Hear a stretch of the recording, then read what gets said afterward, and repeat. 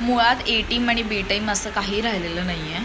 कारण का सर्वजणच विचित्र वागतात. आणि मुळात ती आर्याला सरांनी चांगलं सांगितलं की अरे बाई तू चांगलं खेळतीयस, ह्या आठवड्यात आर्याचा गेम चांगला होता. पण आत्ता काय करते आर्या? स्टुपिड.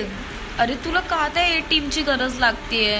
का तू त्या अरबाज वैभव त्यांच्याकडे जाते, त्या जान्हवीकडे जातेस तू? सिरियसली एवढं सर्व होऊन इवन पॅडी सर पण तिला बोलले की अरे तू आता काय करते, तुला ए टीम सोबत राहायचं आहे का?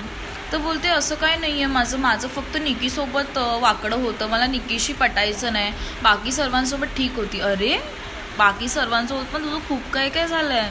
आणि मला पर्सनली वाटलेलं की ती तिचं इंडिव्हिज्युअल गेम खेळेल, ज्या प्रकारे ती लास्ट वीकमध्ये तिच्या स्वतःसाठी स्टँड घेत होती. पण आता तिचं काहीतरी भलतंच चालू आहे. ती म्हणजे डोक्यात गेली की ती काय करते, ओव्हर ॲक्टिंग करते मुळात ती. आता तिलाच नाही कळते ती काय करते. का तुला पाहिजे ती ए टीम? स्वतःचा गेम